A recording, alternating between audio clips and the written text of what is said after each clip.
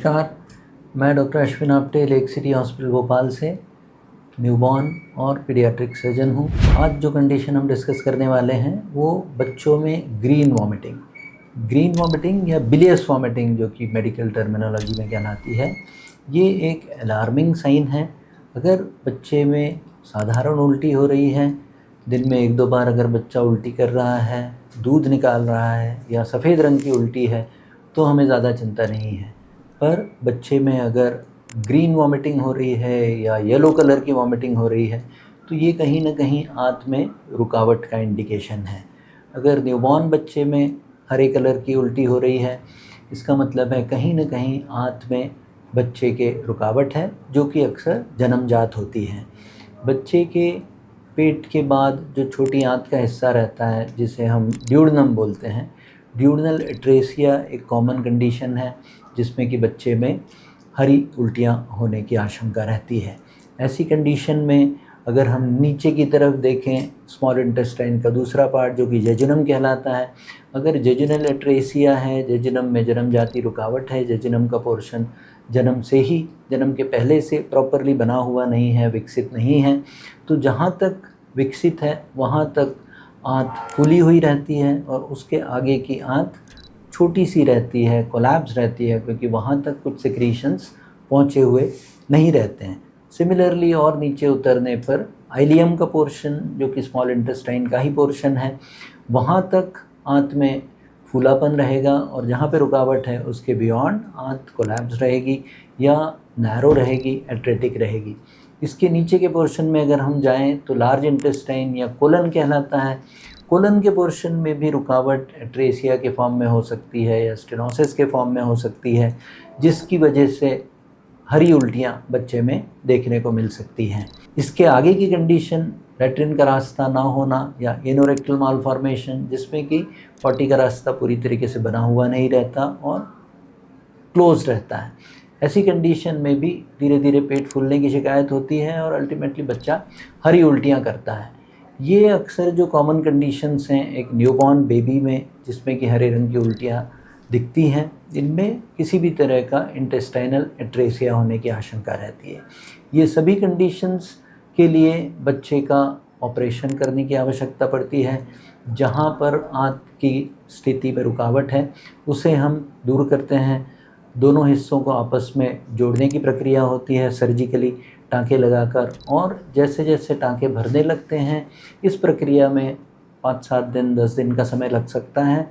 ऊपर की आंत जो ज़्यादा फूली हुई रहती है उसका जोड़ नीचे की आंत जो कि एकदम कोलैप्स रहती है उसके साथ में बनाया जाता है।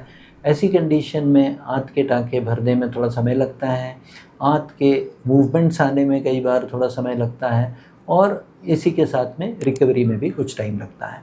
इन बच्चों में हमें जब तक मुंह से देने की शुरुआत ना हो तब तक बच्चे को न्यूट्रिशन आईवी के द्वारा ही दिया जाता है। कई बार हम लोग टोटल पैरेंटल न्यूट्रिशन का सहारा लेते हैं, जिससे कि बच्चे के न्यूट्रिशन में कोई कमी ना आए और बच्चा तंदुरुस्त होने तक हम बच्चे का न्यूट्रिशन मेंटेन कर पाएँ। बढ़ती हुई उम्र के साथ में जब कभी बच्चे के आंत में रुकावट होती है, एक कंडीशन कहलाती है जिसे हम माल रोटेशन बोलते हैं, जिसमें कि आंत पेट के अंदर प्रॉपरली डिस्पोज नहीं रहती और आंत में घुमाव आने की वजह से आंत में रुकावट हो जाती है। ये कंडीशन माल रोटेशन कहलाती है।